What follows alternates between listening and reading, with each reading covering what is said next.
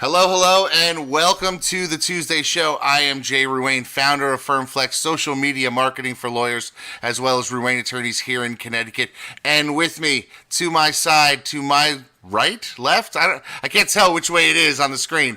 I just know if I point this way, I get to you, Seth. It's our good friend Seth Price, founder of Blue Shark, founder of Price Benowitz. You know, Blue Shark, phenomenal SEO firm. And if you haven't watched last week's Tuesday show where they really just beat me up on the new site that I launched, go back in time, watch the show live. Seth, how are you doing this week? Doing great. A lot of good stuff going on, and really excited to have this longer Tuesday opportunity to sort of just talk ideas out with you. Yeah, absolutely. I had a phenomenal weekend. You know, it's interesting.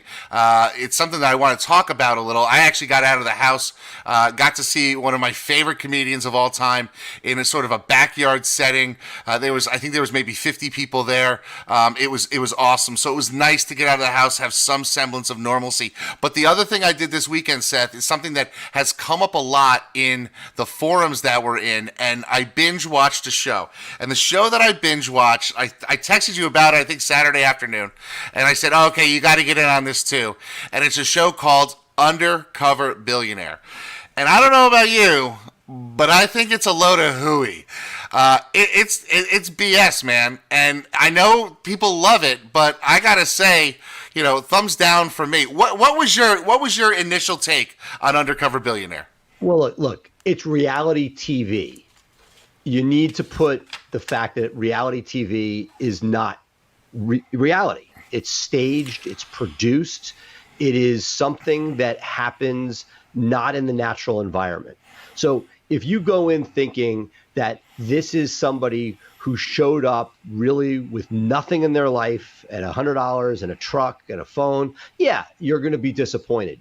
But what I think it demonstrated is many of the things that you and I struggle with, and everybody else out there struggles with running a business day to day.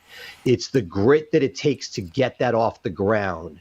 It's the coordination with other people. It's finding talent. It's motivating that talent. So to me, I get it's reality TV. I understand and respect the issues, but to me, I love the fact that it shows that process, even in a staged environment.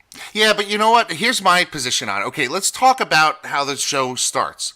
It starts with him committing a crime, right? He goes onto private property and he's looking for tires and he's selling these tires. Okay, look, I'm going to tell you, I was a public defender in the late 90s, early 2000s.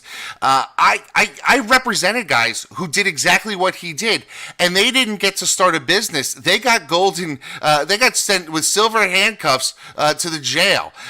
Maybe it was the color of their skin that made a difference. I don't know, but you know, that first and foremost, that ticks me off, that you can just steal something and start a business and not expect any repercussions. And I think, but I see it differently. I see that most history is written by the victors. And if you look at Uber and Lyft and how they started by essentially sending people out in their private cars to pick up fares and with no insurance.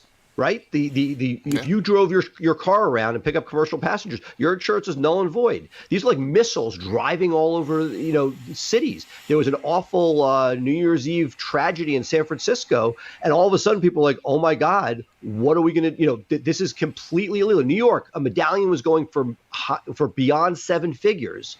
And these guys just came and said, you know what, we don't need a medallion. We're going to do it ourselves, to the point where it got critical mass. So did he take a shortcut to get that first little bit done? Yes. And is there a risk? But my point is, it's not that far off of what we go through as entrepreneurs, getting that first foot in the door.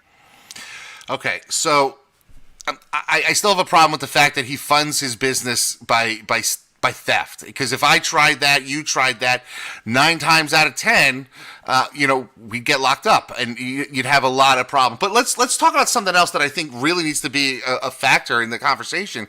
It's the fact that he's got this documentary crew following him around, and people want their 15 minutes of fame, and that's going to get people to do things for you that they otherwise wouldn't do. So how can we trust that anyone is going to help somebody? The local local, business development center, rolled out the red carpet, they videotaped the meeting. That they love that free publicity because that's what they're looking for to promote their business development center. All these guys, I'll make you t-shirts, yeah, because I'm going to get a lot of value in me being out there and people seeing my business. So, in that respect, you've got this crew following people around. It's not making it real. If I went out to, that's my point, Jay. It's reality TV, and that is the elephant in the room. The elephant in the room is that there is a documentary film crew following him. Okay. And that changes everything. We both know that. Well, right? absolutely. And you know me, I've got some friends who've been on reality TV programs. Like I got Kenny, who's an MTV guy.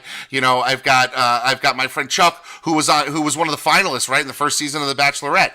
And I know what they went through. I can remember going out to dinner with him right before the finale, before the show had even aired, and he came into New York City. We had to go out to White Plains to a Dave and Buster's because he couldn't be seen in public. That situation. I get the whole reality thing, but I think at this point, especially when you're trying to build a business, the reality thing. On relationships, it's one thing, but when you're trying to build a business, people are not going to open their doors for you. We're talking competitors. People are saying, I want to get into your space. I want to compete in your space. Tell me how you do your business. Come on. Those guys are thinking, hey, I might get 30 seconds of a commercial. I bet you if somebody moved into, if somebody, Jay, moved into Connecticut and said, hey, I'm thinking about starting a law firm, you wouldn't say piss off. You'd invite them in. You'd have coffee with them, just like that lady in the coffee house did. Well, I would absolutely do that. I would absolutely do that if they said, I'm thinking about starting a law firm. But if he says to me, I'm thinking about starting a criminal defense DUI law firm, in your city, I'd be like, yeah, good luck. I'm going to bury you. And I've actually said that to people who've been like, well, you know what? I'm thinking about getting into your space. Great. I'm going to crush you. And I'm not going to help you. I'm fighting for my life here. And this is even pre-COVID. I've had people that have come to me and said, I'm really interested in getting into pardons and expungements. I've watched you at a couple of hearings. What can you tell me about it? I'm going to say, absolutely nothing. And if you get into my space, prepare for an arms race. Look, I have taken a slightly different approach, and I feel that, like, you come down, again, documentary crew doesn't hurt, but you sit down, you'll talk to anybody. I know you. I think you're being a little bit harsh there. I agree that the film crew is a game changer. It takes it from reality to reality TV, no question. But at the same time, each of those meetings, they weren't giving away state secrets. They were talking to them. Some lady about her coffee house. It was a passion play. That's not a independent coffee houses are not generally high margin games. People are there because they believe in their mission. And I think similarly with the brews, again, there's a ton of stuff that's made up. Will you sell your beer at our place? If you pay me money, I'll give you whatever beer you want. There's a bunch of hokiness. I get it. But at the end of the day, he put people together. I've seen it. I did real estate deals back in the day, and you'd have to, granted there was an economic component, but essentially, he was basically saying to people in a place with not a lot of opportunity, here's the opportunity to be part of something. Do you want in? Almost like equity. Right. And that, again, we don't see the sausage making. We don't know if there's an appearance fee for people. There's a lot of stuff that goes on below the radar that gets people involved, right? But the fact that you were able to see that, and I thought one of the great moments there was when he brought the different chefs in to interview them. And they ended up with 3 in different roles, which was very cool to see how he did it. But it was also interesting to see how they circled back to somebody who had a terrible interview, who ended up being the lady who's still there a year later running the damn restaurant. Right. So to me, I feel like there are so many lessons learned there. If you can detach from the fact that it couldn't happen without it was a game that was played and it wasn't reality, but it gave the ability, and the idea that you're saying that I agree with you, the idea that this shows the American dream is still alive, put that aside. That's an easy talking point that's sort of good for the trailer. But the fact that you get to see what a business owner goes through, the grind, even with all that help, there is still a grind involved, getting people to do stuff and watching what went on at that live event at the barbecue fest. The fact that you're getting to see the people, the emotions getting high, things not going right, that's our world. and it's rare that you see that on TV.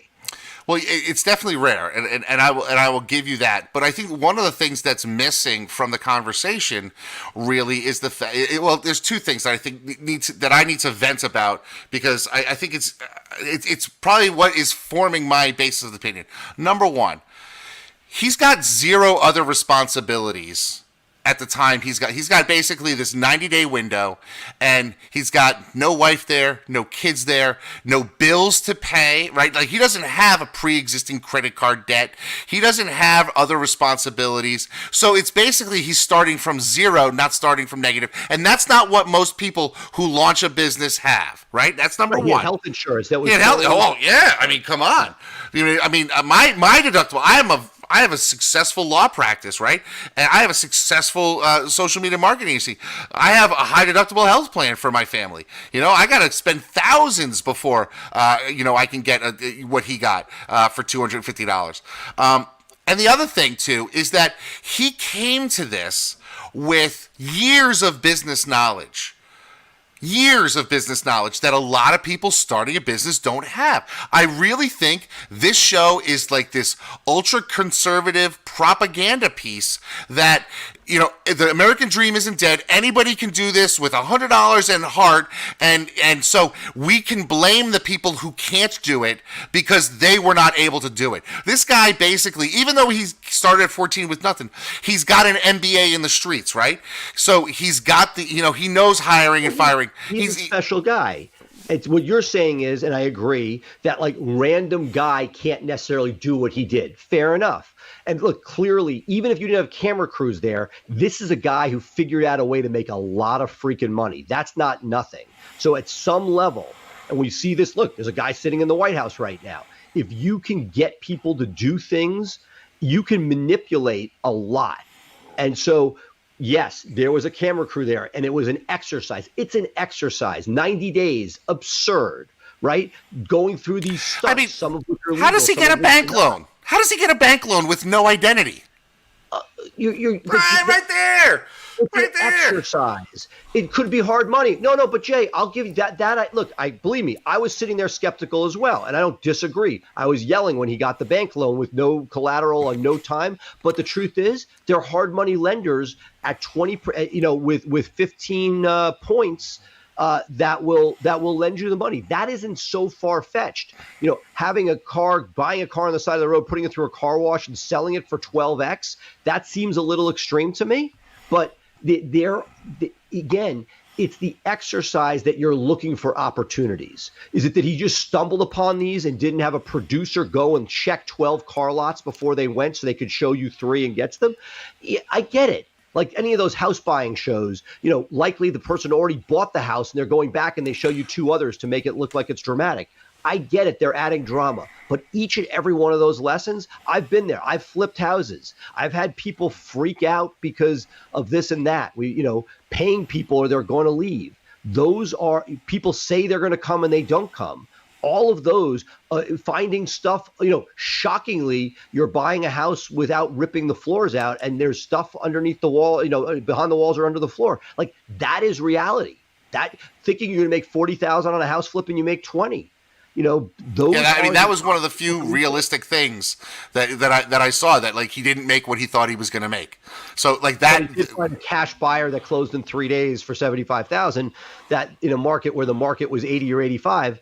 Again, the cameras added a speed that couldn't have happened otherwise. If you showed up in Erie and spent a year meeting people and befriending them and having and building relationships, much of that could have happened. And I genuinely believe those camera clues made that process much, much faster. But if you're in Erie and the businesses you're running are at low margin or underwater, and a guy comes through who walks and chews gum and looks like he's going to put something together and give you a piece of it, that's not so absurd. It might not happen in that compressed time frame, but each of those lessons I thought were extremely valuable.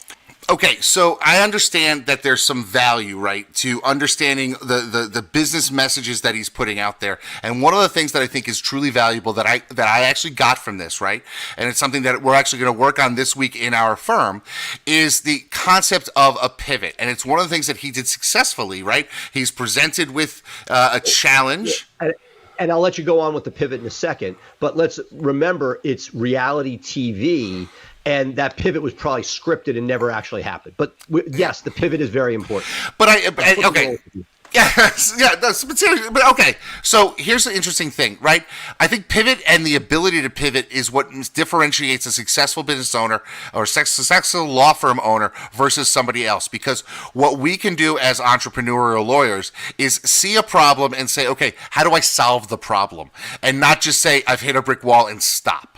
And I find that even, having to coach my own lawyers, coach my staff, they run into problems where they say, okay, nothing more can be done. And I say, well, have you thought about it this way? Pivoting, I think, is the biggest skill set that we can develop as business owners.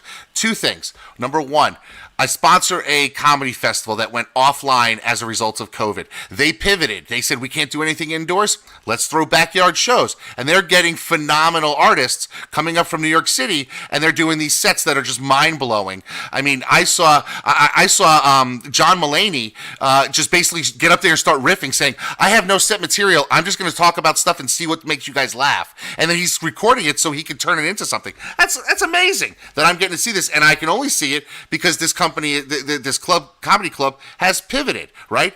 Other things, Barstool Sports. I don't know if you ever watch it, but Dave Portnoy does the pizza review. He's got the One Slice app.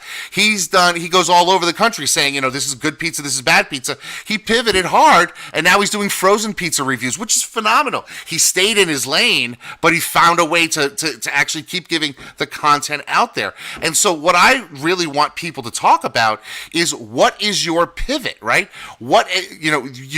As a business owner, as a law firm owner, coronavirus, COVID, whatever you want to call it, has challenged things. So what is going to be your pivot? And I want to ask you, what is Price Benowitz doing to pivot to be able to service their customers more? I mean, so let's talk a little bit about that. I can tell you what I'm doing, but I'm curious what you guys are doing. Well, look, being that we both came out of the criminal defense world, that has been obviously, I believe, the hardest hit of any of the legal verticals to date. And so there's been a lot of, how do you make sure that you are cash flow positive? How do you make sure you have the right amount of staff? That, it's been less of a pivot. I tried, frankly, to move some of our criminal people into supporting trust and estates immigration. Mixed results, because it was not, you have to sort of burn the ships or it doesn't happen. And I didn't, because it was like, I'll go back when things are good. And they never bought in. So I think that dovetails, with one of the lessons that were there, the pivot, as well as sort of the human resource pivot, where you're deciding what talent goes where. When you met that pitmaster who came in, it was larger than life, who clearly could run the show, and they could see, hey, this is the front man, but he doesn't have the cooking chops to get done what we need done. To me, it's analogous to the pivot. The pivot is, hey, I'm going this way, I'm taking the business that way. But I think the human resource, or the micro pivot, is taking people and realizing when that person you have in the COVID period, where everything is online, I have taken people to manage that might not have managed as well in the pre-COVID period, where they have to be physically in person, but that through Zoom and other online media, they've done a phenomenal job, and sort of realizing what skill sets are needed where and when. Yeah, the one takeaway, I guess, or the second part of the takeaway, which I think you just talked about, is having the right people in the right seats. And I think that's one of the things that, if I got anything out of this show, it was basically this. It was, number one, be prepared to pivot, but figure out a pivot that still works within your mindset. He was going in, doing the brewery. He was still in, the pivot to barbecue and beer is still within that framework. He didn't say, okay, you know what? I'm going to start a paper company. He said, okay, I got an idea. Let me tweak it a little to make it work. And I think that was a successful pivot. It was a pivot from 0 degrees to 5 degrees, maybe, instead of 0 degrees to 15 or to 30. And I think that's the smart play in a situation like this. And we saw it early on, right? In COVID, you saw, hey, I'm a divorce lawyer. Now I'm a trust and estates lawyer. That's a huge pivot. And, you know, when things change, all of a sudden you've got these cases sitting around that no one really likes doing, and you kind of get stuck with them. That could be a problem. But the biggest takeaway out of all this thing for me was right people in the right seats. When you find the right person, even if you can't support them 100%, maybe you put them in the seat, and then you build more around them. What do you think about that? No, absolutely. And I think that the interest, like, this was one of those things that I believe may have actually been reality, despite all of the artificial elements of reality TV, is seeing that the right people in the right seats, then when tested, may or may not be that person. That you have to see, there's the interview, and we talk a lot about this. I think it's worth more talking in future episodes. It's the person who interviews well versus the person who performs well.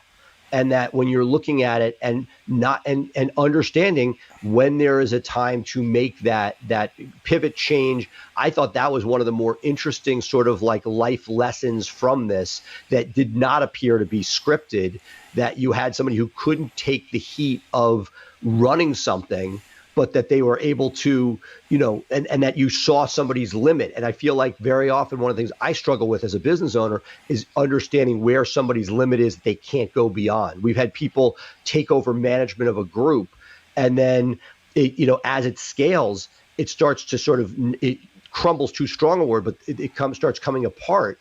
And the truth is, it takes somebody else who could take that larger scaled group when it's not 2 or 3 people. Yeah.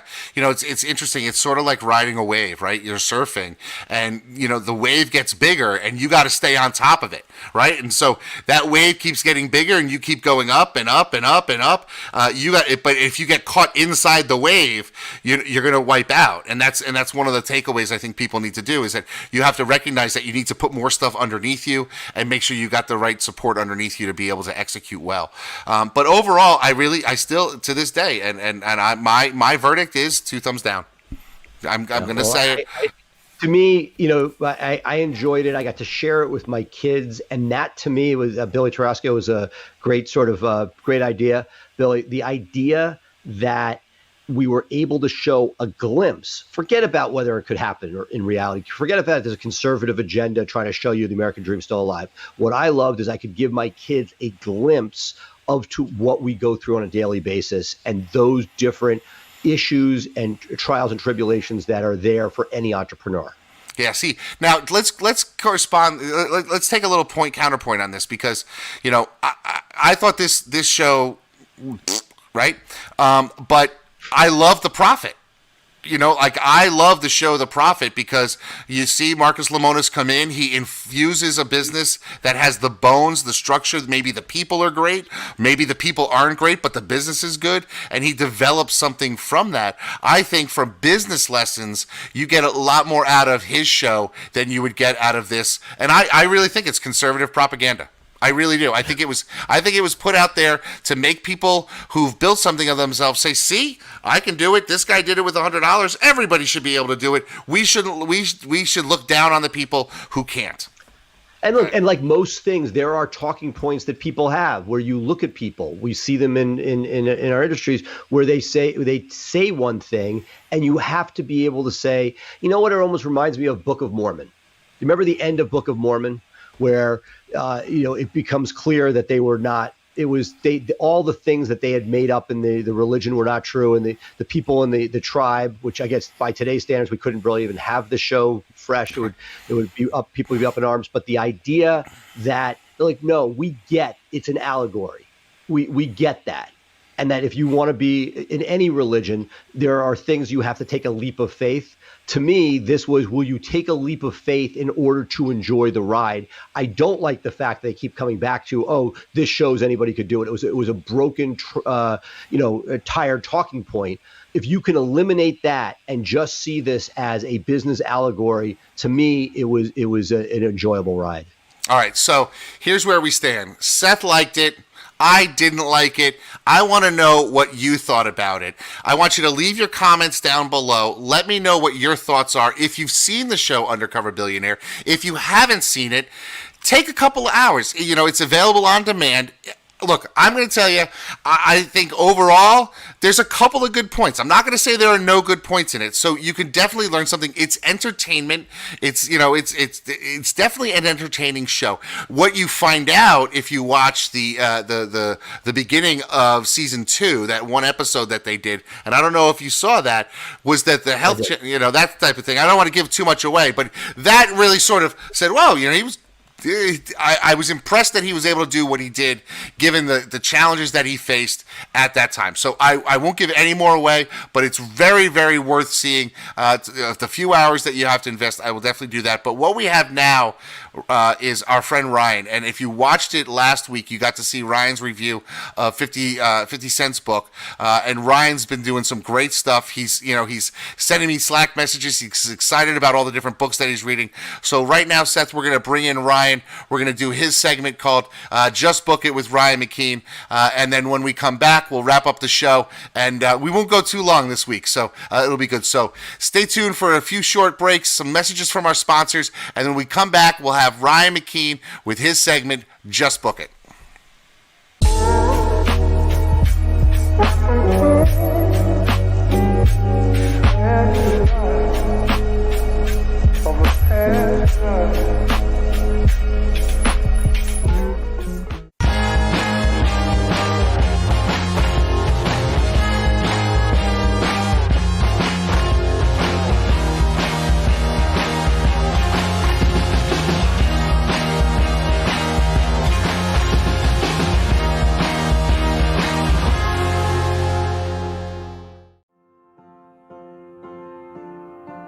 In this world today, if you want to grow your business, you want to grow your firm, you want to take on more cases and make a bigger impact, you have to have a digital blueprint.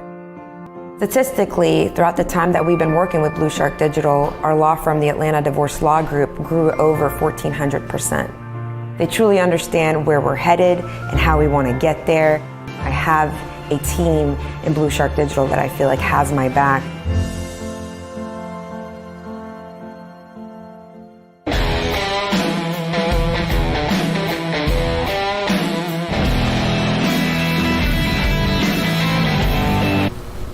Hi, it's Ryan McKean here, and for today's episode of Book It, I'm going to be reviewing one of the best business books that I've read in the past 5 years, and it's one that really doesn't get discussed a lot in the Maximum Lawyer Forum or in other business forums. And that book is actually by a former lawyer, Susan Cain, and the book is called Quiet. Quiet deals with the power of introversion in life and in work and in business. And I've got to tell you, if you're not harnessing the power of introverts in your office and putting them in positions to succeed, you are losing. And Susan Cain's book has just so many powerful insights. I found myself, one of the insights was I'm an extrovert, and extroverts prefer group workouts. And realizing that and signing up for group classes really motivated me to exercise because it gave me energy. So one of the very first principles that Susan Cain talks about is the difference between introverts and extroverts. And introverts, are commonly associated as being shy, but that's not the case. Really what it is introverts prefer less stimulating environments.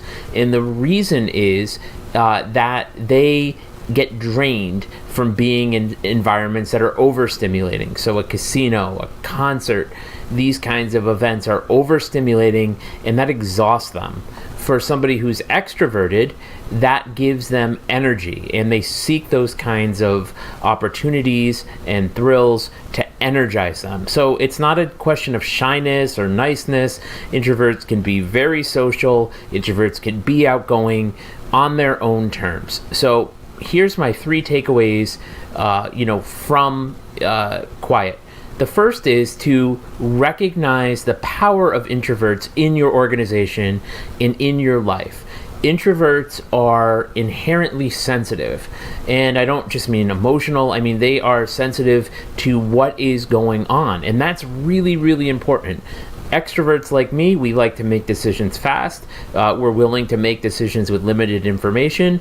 Introverts really are excellent at understanding a problem, working to get to the bottom of it, and spending the time that's necessary with it. And they often have insights that will complement a team that may have extroverts on it. So really getting that diversity is very important in your organization. And really, I think one of the important things that you can do is take a Myers-Briggs test. Know on your team who is introverted and who is extroverted, because you're going to have to create different work environments, which is really my second point. Extroverts work well in noisy, disruptive environments that often involve a lot of interaction. Well, introverts, it's the complete opposite. Introverts like quiet. Introverts like written communication. Introverts like time to prepare their thoughts, organize their thoughts, and you really want to be careful with the level of noise in your office. So, I mean, one of the things that we did to recognize our introverts was we bought noise-canceling headphones, because we knew that the investment in the noise-canceling headphones was going to boost productivity, as introverts could drown out a lot of the background noise and focus on their work. And we were right. One of the best investments that we made for productivity was noise-canceling headphones across the board for our team. Also, we are planning a retreat, and introverts, may find it overwhelming to come up with ideas on the fly. So again, we give an agenda. We allow for written ideas before the retreat. So we're getting those ideas and having them communicated in a way that feels comfortable to them. So what you really want to do in point 3 is put introverts in a place to succeed.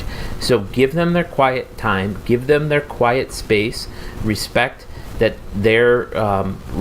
it is that their life experience is, and consider using tools like Slack, considering giving them blocked work times where they are uninterrupted, where they're not taking calls, and you'll be amazed at the productivity of introverts. So in workplace and in management and in life, the real takeaway is there's the introvert-extrovert dynamic. It plays out in a very big way, and you need to be aware of it, and you really need to harness the power and gifts of the introverts on your team, as introverts make up a significant portion of the population. Well, yet another phenomenal segment, another great book review by Ryan McKeen. Seth, I don't know about you, but he's actually making my life easier, because now I don't have to read the books, right? It's funny. I've looked at some of those online book condensers, and I like this much better.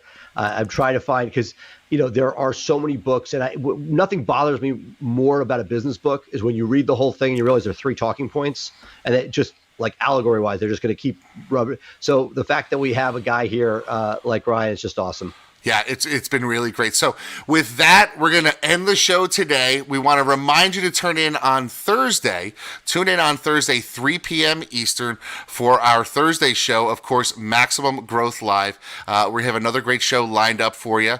And in the meantime, please give us some comments down below. Let us know what books you think Ryan should be reviewing. Also, let us know your thoughts about Undercover Billionaire.